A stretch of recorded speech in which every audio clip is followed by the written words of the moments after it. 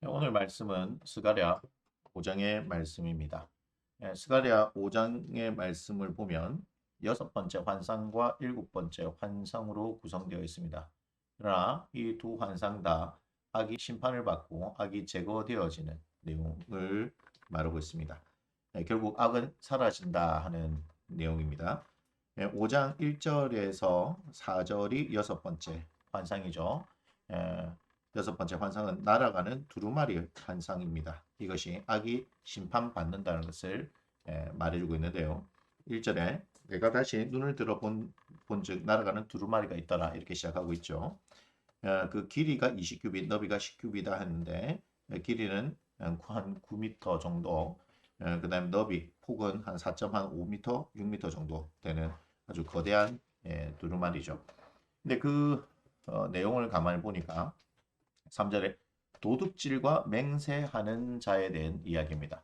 그러니까 도둑질이라고 얘기하지만 이것은 도둑질 하나만 이야기하는 것이 아니라 사람과 관련된 죄라고 생각하시면 되고, 맹세는 하나님의 이름으로 맹세하기 때문에 하나님과 관련된 죄다라고 생각하시면 결국 이 죄를 사람에게 짓든지 하나님께 짓든지 그런 죄를 지은 사람들은 끊어지게 된다라고 말씀하시죠. 그러니까 4절에 보니까 도둑의 집에 들어가며 내 이름을 가리켜 망령되이 맹세하는 집에도 들어가서 그렇게 해서 하나님께서 사르겠다 이렇게 말씀하시죠. 자, 그 다음 5장 5절부터 이제 마지막 11절까지는 일곱 번째 환상인데 여기도 날아가는 에바에 대한 이야기를 하고 있습니다. 이것은 악이 제거되는 것을 이야기하는데요. 6절에 이것이 무엇입니까? 라고 물어보죠. 그러니까 7절에 보니까 이 에바 가운데 한 여인이 앉았느니라 하니 그때 둥근 납 한 조각이 들리더라 이렇게 이제 말씀하고 있습니다. 에바는 부피를 재는 단위인데 21리터, 한 에바가 21리터 부피 정도 되고요. 여기 나온 둥근 납 한 조각은 34kg라고 되어 있더라고요. 근데 이 한 여인이 누구냐면 8절에 그가 이르되 이는 악이다라고 얘기하죠. 이 한 여인, 그러니까 이 여인이라고 이야기한 것은 그 사회적 종교적인 모든 죄를 이야기한다라고 보시면 되겠죠. 그런데 하나님께서 어떻게 하시냐면 8절에 그 여인을 에바 속으로 던져놓고 납족을 에바 아기 위에 던져 덮더라. 결국은 에바 속에 이 여인을 넣는 거죠. 그리고 그 위에 납덩이로 이렇게 덮죠. 그럼 뭐 하겠어요?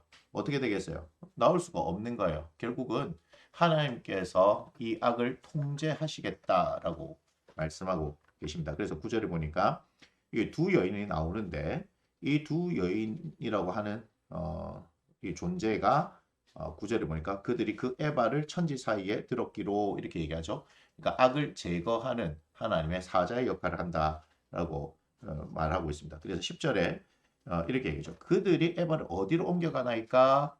즉, 이 제거를 해서 어, 에, 이동을 시키는 거죠. 근데 이동을 시키는데 어디로 가냐면 11절에 신할 땅으로 가서 여기 신할 땅은 바벨론을 이야기하는 것이죠.